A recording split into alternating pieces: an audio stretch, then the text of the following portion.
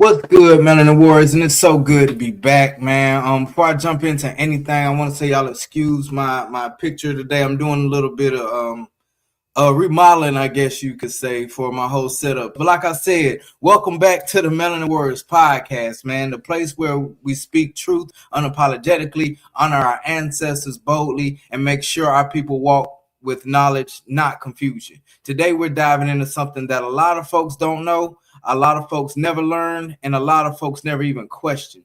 The connection between the ancient 42 laws of Ma'at and what the world knows as the 10 Commandments. So let's get it, man. Let's go.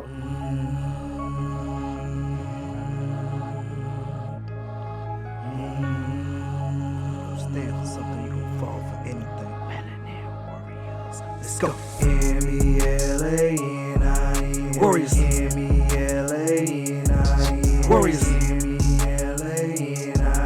Warriors. M-E-L-A-N-I-N Melanin Warriorz. Melanin Warriorz. I shade all my kings and queens. Melanin Warriorz. Either you stand for something or fall for anything. Now let's get this straight right now. This isn't about disrespecting anybody's belief system. This is about history. And history has no emotional attachment. It just is what it is, man.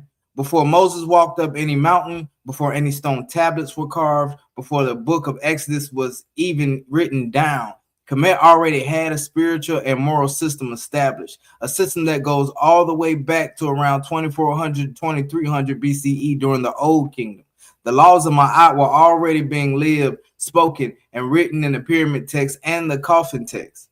Now, the 10 Commandments, those came much, much later, around 1200 to 1000 BCE. And the earliest written manuscripts don't show up until around 600 to 400 BCE, meaning Ma'at predates the commandments by over 1,000 years. And that is no small gap, y'all. That's not a coincidence. That's history staring you dead in the face. Ma'at wasn't just a list of rules. It was a whole lifestyle, a way of aligning yourself with truth, justice, balance, harmony, reciprocity, and cosmic order.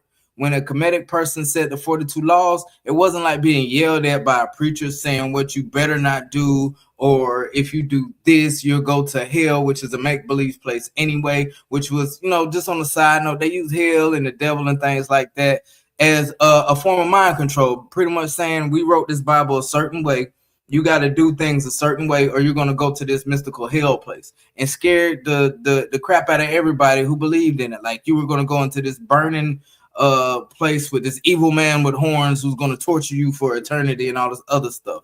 But, it was make-believe for the most part. But these declarations of who you are, statements like, I have not killed, I have not lied, I have not stolen, I have not committed adultery, I have not cursed the divine. It was about keeping your heart light, so when you transition, your heart will be weighed against the feather of Ma'at. That was the judgment. Your own heart, your own deeds, your own truth. And that's pretty much what some of the 42 laws of Ma'at were saying when I went over that I have not killed and all that other good stuff, man. And when you compare the laws of Ma'at to the 10 Commandments, the similarities get real interesting, y'all. Ma'at says, I have not committed murder, right? The commandments say, thou shalt not kill. Ma'at says, I have not stolen. The commandments say, thou shalt not steal. Ma'at says, I have not committed adultery. The commandments say, thou shalt not commit adultery. Ma'at says, I have not spoken lies. The commandments say, thou shalt not bear false witness. Ma'at even includes reverence for the divine. I have not blasphemed. The commandments say, do not take the Lord's name in vain. These aren't just kind of similar, guys. They're almost identical, just written in a different format.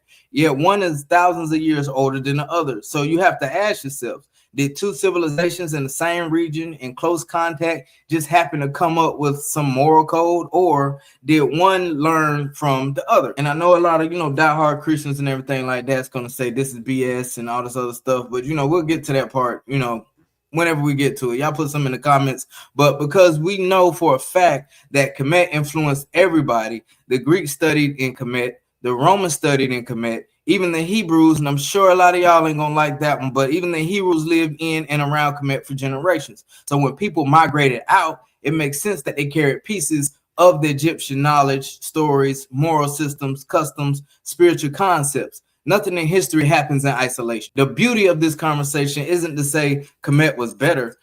It's to, remind highly melanated people that our ancestors were never behind anybody. They weren't lost. As missionaries would come over during these, time frames, Christianity came and was saying, we were lost, we were heathens, we were in the dark until we found the light with Jesus Christ and all this other stuff. No, dog, we wasn't lost. They weren't waiting for someone to teach them right from wrong. They created moral systems long before anybody else put theirs on stone tab. The laws of Ma'at came first. They were older, they were deeper, they were connected to the universe, not control. Like I mentioned, when it comes to the 10 Commandments and Christianity and everything like that, again, no shot at anybody. 95% of my family is still Christian. So, y'all do what y'all do. I don't knock anybody for their beliefs, man. And these times that we in right now, man, you definitely got to believe in something, man. I'm just spitting facts, man. That's really all I'm doing. And when you understand that your ancestors built a moral and spiritual system that the world quietly borrowed from,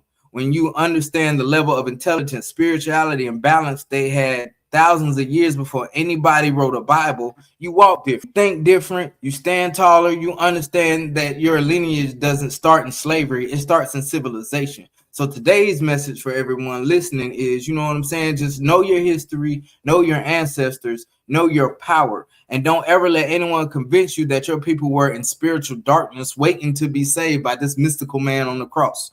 You people were the light, they were the blueprint. And even now, their wisdom still shines through everything we use, read, study, and believe. So like always, my people, go ahead and like, subscribe, share, all that good stuff. And please put something in the comments, man. I really enjoy the dialogue when it comes to these certain topics. And I know, again, like I said, my lighting situation is kind of funky this time around, but it's going to be better next time, man. I'm making some adjustments. And on top of that, it's my birthday weekend. So, hey, what can you do, man? But you know what I'm saying? You guys, and don't forget, man, if you're putting something in the comments, that's fine, man. If you want to be disrespectful, we could take it there. But I really prefer, just some average old dialogue, man. So that's been the Melanin Warriorz Podcast, guys. I'm so glad to be back. Hope you guys enjoyed the episode.